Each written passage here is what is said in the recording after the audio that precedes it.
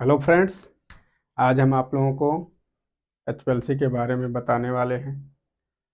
अभी क्या हमने पार्ट 8A में स्टेशनरी फेज के बारे में बताया है। पार्ट बी में हमने क्या बताया है, मोबाइल फेज के बारे में बताया है। अभी हमने सेलेक्ट किया है पार्ट 8C। इसमें हम क्या है, एचपीएलसी सिस्टम के बारे में बताने वाले हैं कि कौन कौन सा पार्ट एचपीएलसी सिस्टम में लगता है, क्या क्या वर्क करता है, किस बेस पे वर्क करता है, इसमें सबसे इम्पोर्टेंट क्या क्या पार्ट्स होते हैं वो आइए देखते हैं। पहला पार्ट्स क्या होता है, रिजर्वायर।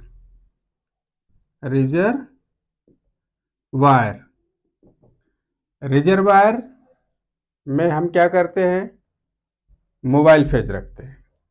रिजर्वायर में मोबाइल फेज रखते हैं। रिजर्वायर क्या है, एक ग्लास का बोतल होता है जिसमें हम क्या करते हैं, मोबाइल फेज रखते हैं। ये क्या है, ग्लास का होता है, ट्रांसपेरेंट होता है और इसमें नीट क्लीन होना चाहिए। किसी भी मटेरियल का, किसी भी साल्ट का इसके बॉटम या इंटरनल सरफेस पे कुछ भी स्केलिंग नहीं होना चाहिए। इसके लिए आप इसको आफ्टर एनालिसिस जो रिमेनिंग मोबाइल फेज बचा हुआ है उसको आप ड्रेन कर सकते हैं। ड्रेन करने के बाद इसमें क्या है, आप कोई कोरोसिव मटेरियल जैसे 10% HCl, 10% H2SO4, 10% nitric acid HNO3 या पिक्रिक एसिड या कोई सोप सोल्यूशन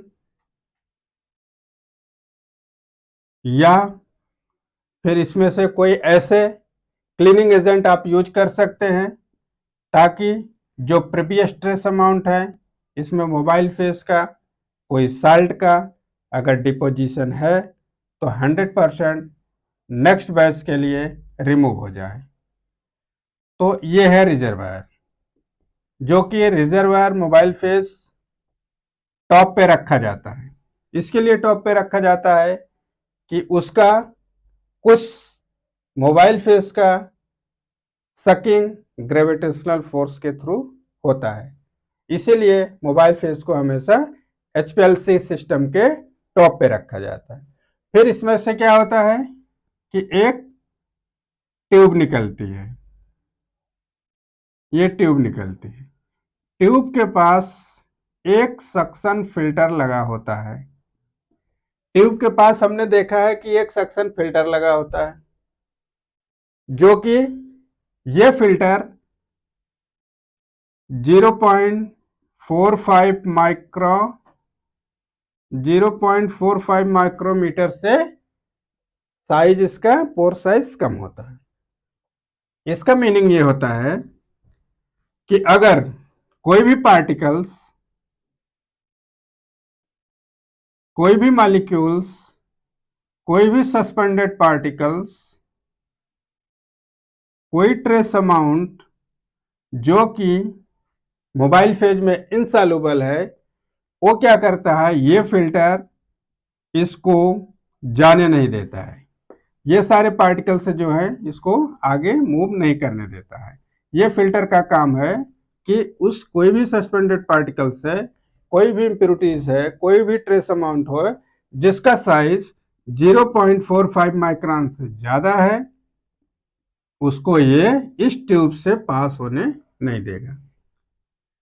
इस फिल्टर का यही काम। फिर ये ट्यूबिंग के हेल्प से ये मोबाइल फेस क्या करता है, आगे बढ़ता है,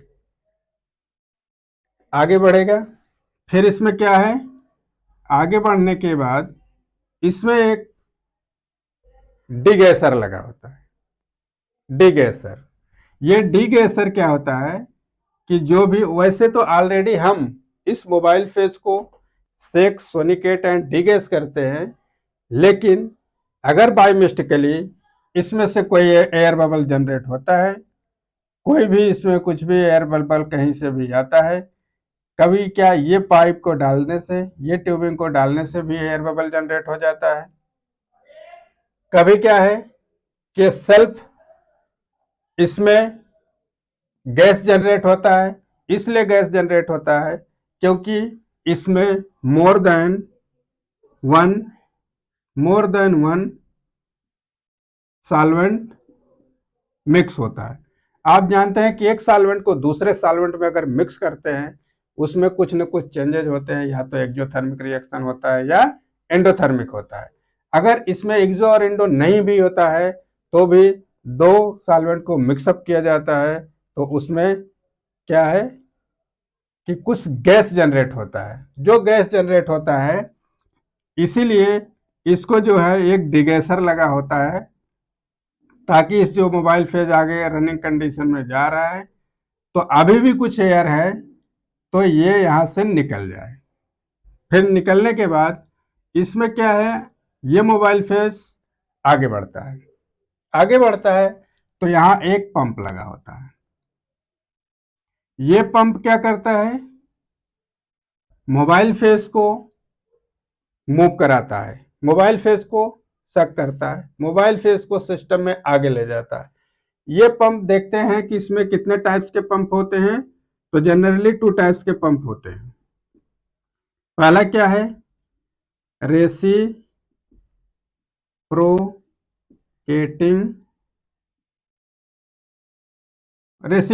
पंप होता है।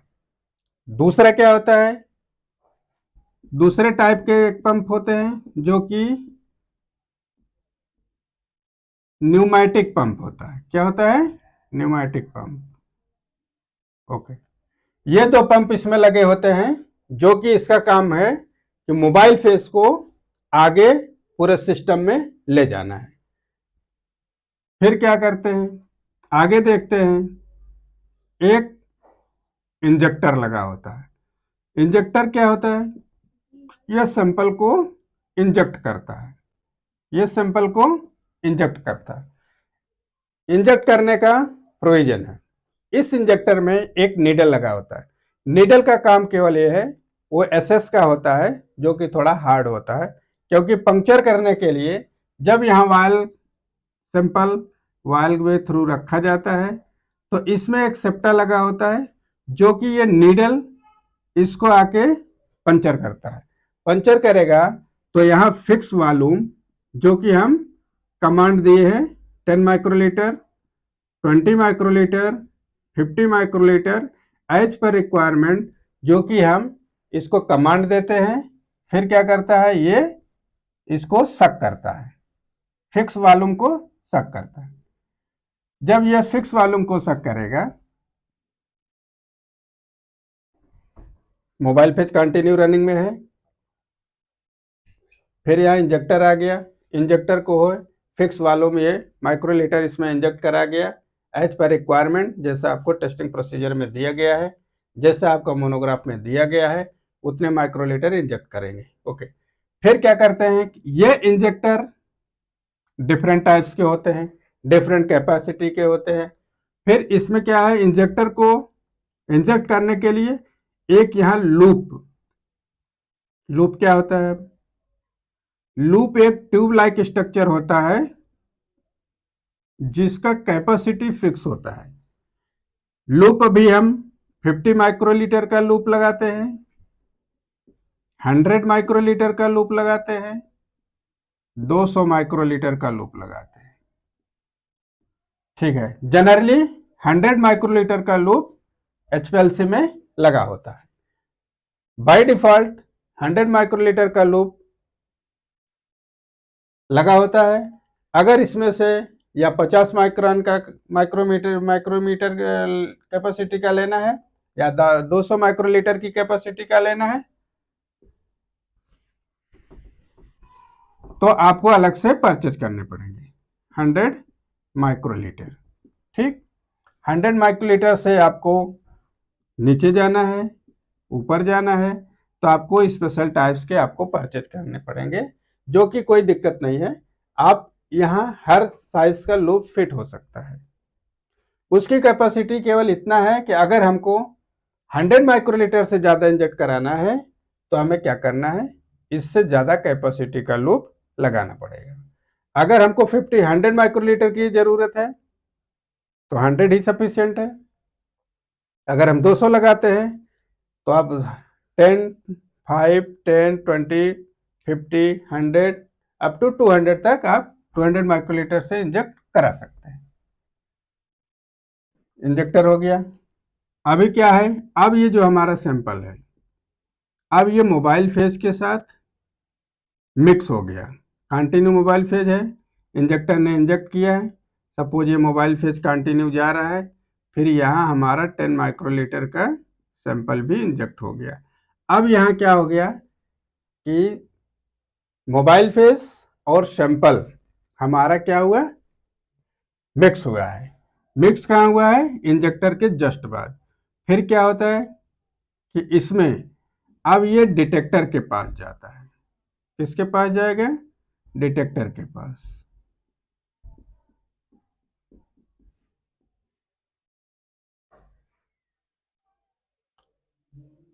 डिटेक्टर के पास नहीं, डिटेक्टर के पास नहीं, अब ये कॉलम के पास जाएगा। कॉलम के पास, अब कॉलम के पास यहाँ कॉलम लगे हुए हैं, मोबाइल पेज कंटिन्यू रनिंग में है, सैंपल भी हमारा इंजेक्ट इसके साथ गया, कॉलम के अंदर गया। फिर क्या करेंगे, कॉलम में यहाँ क्या है, आपका स्टेशनरी फेज फिलअप किया गया। स्टेशनरी फेज का इंटरेक्शन, मोबाइल फेज का इंटरेक्शन और सैंपल का इंटरेक्शन यहाँ इंटरेक्ट होगा। जिस रिटेंशन टाइम में इंटरेक्ट होगा वहां क्या बनाता है, वंडरवाल्स लूज बॉन्ड बनाता है। लूज बॉन्ड, लूज बॉन्ड को टेम्पोररी बॉन्ड भी बोलते हैं।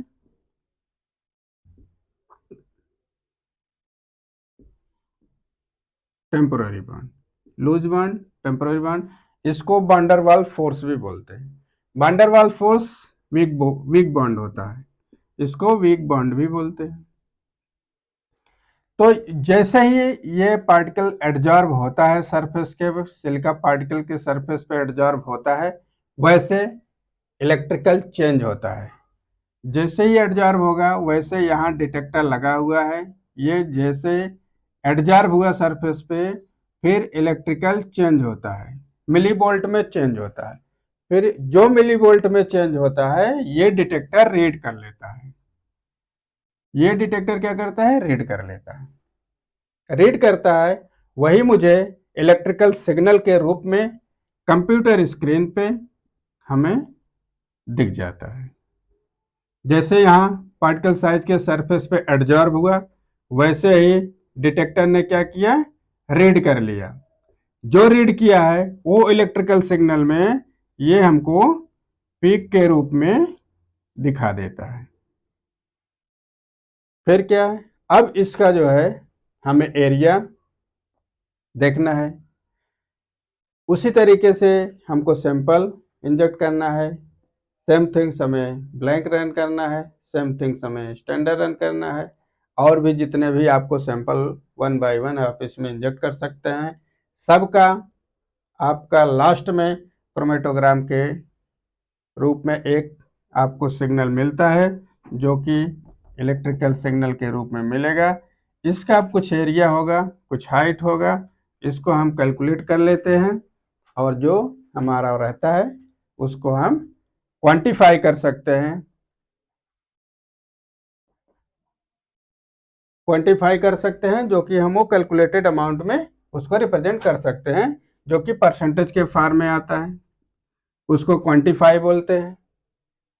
आइडेंटिफाई रिटेंशन टाइम के रूप में रहता है, रिटेंशन टाइम क्वांटिफाई करते हैं। और अगर मोर देन वन कंपोनेंट है तो अलग अलग सिग्नल हो जाएगा, इसको हम सेपरेशन बोलते हैं। इसीलिए क्रोमेटोग्राफी एचपीएलसी का काम है क्वांटिफाई करना, परसेंटेज में रिप्रेजेंट करेगा, आइडेंटिफाई करना, रिटेंशन टाइम के फॉर्म में रिप्रेजेंट करेगा, सेपरेशन करना, मोर देन वन कंपोनेंट है तो 2 है, 3 है, 4 है, 5 है, सो है, जितने हैं वो इसमें क्या करते हैं, सेपरेट आउट करते हैं। ये तो रहा हमारा सिस्टम से रिलेटेड। अभी क्या है, इसमें दो पार्ट और आपको जानने हैं। दो पार्ट क्या जानने हैं, एक आइसोक्रेटिक इल्यूशन देखना है और एक ग्रेडियंट इल्यूशन देखना है। दूसरा पॉइंट है आइसोक्रेटिक।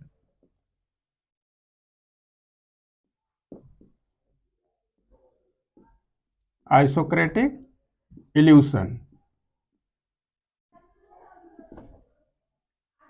दूसरा आइसोक्रेटिक इल्यूशन है।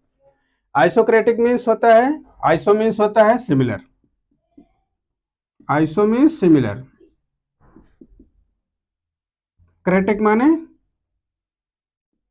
प्रोसीजर। सिमिलर प्रोसीजर जो है, सिमिलर प्रोसीजर जो है वो आइसोक्रेटिक में है। मीन्स कहने का है कि टाइम, एक हमारा ये टाइम हो गया 0 मिनट से 30 मिनट, और ये कंपोजिशन इधर है फ्लोरेट, इधर है फ्लोरेट, इधर है टाइम।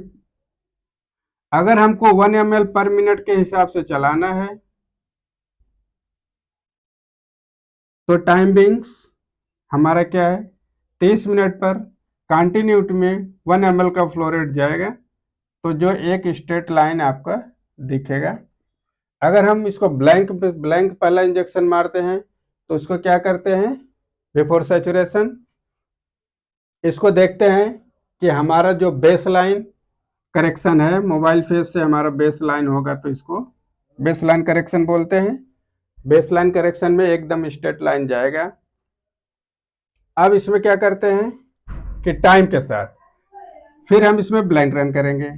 पहला क्या है, ब्लैंक रन करेंगे, फिर देखते हैं ब्लैंक में क्या कोई पीक आती है। अगर कोई पीक आएगी, जिस आरटी पे कोई पीक, मान लीजिए ये पीक एक ब्लैंक में आ गई है, इसका 3 मिनट पे है, तो ये ब्लैंक की पीक होगी और ये ब्लैंक की पीक सारे टेस्ट में 3 मिनट में आना चाहिए, तो ये ब्लैंक की पीक मानी जाएगी। तो इसमें टाइम के साथ हमारा कंपोजिशन, मोबाइल फेज का कंपोजिशन चेंज नहीं होता है, इसलिए इसको आइसोक्रेटिक नाम दिया जाता है। सिंपल है, आइसोक्रेटिक में मोबाइल फेज का कंपोजिशन टाइम के हिसाब से चेंज नहीं होता है। तीसरा क्या है, gradient system.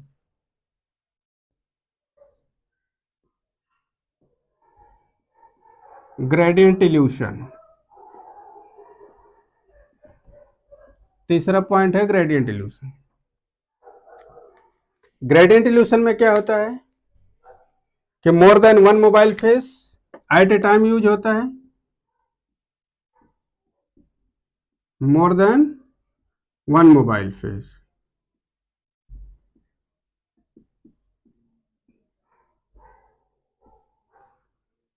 Eight a time use होता है। अब आ जाइए, सपोज ए मोबाइल फेज और बी मोबाइल फेज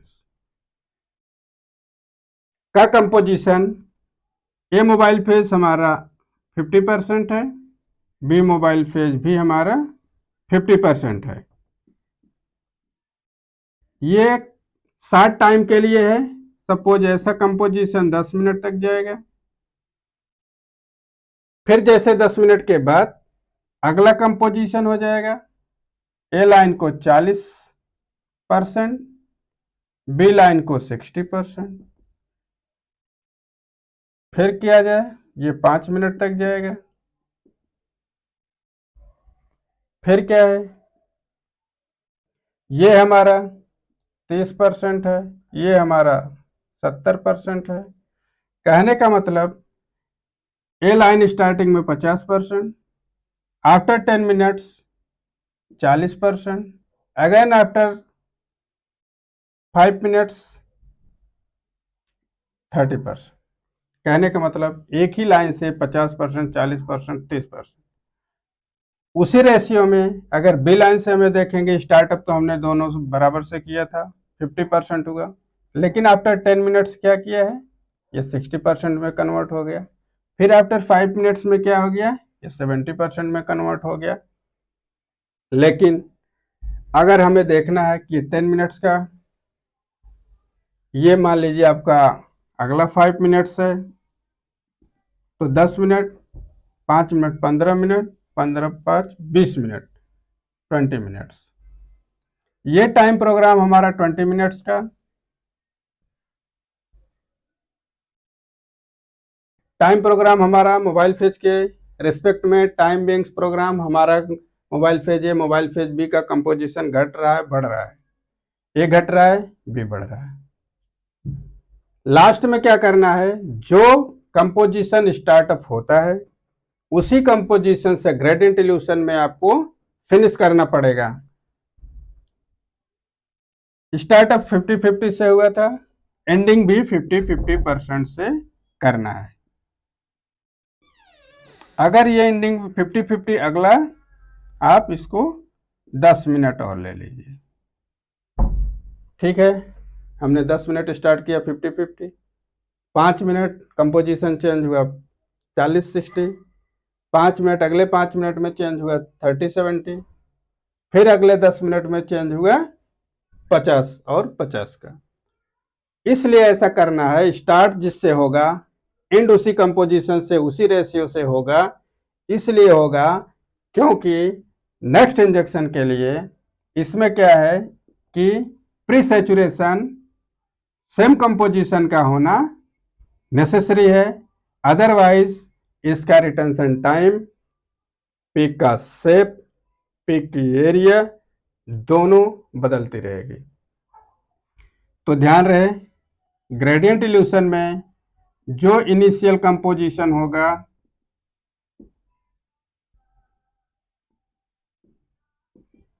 स्टार्टअप का, जो कंपोजिशन होगा मोबाइल फेज का, वही एंड कंपोजिशन होना पड़ेगा, अदरवाइज आपका रिटेंशन टाइम कभी भी सेम आरटी पे नहीं आएगा। That's all, thank you. अगर ये हमारा वीडियो आप लोगों को पसंद आए और सब्सक्राइब नहीं किए हैं तो ही सब्सक्राइब कीजिएगा, और ये हमारा शेयर कीजिए। धन्यवाद।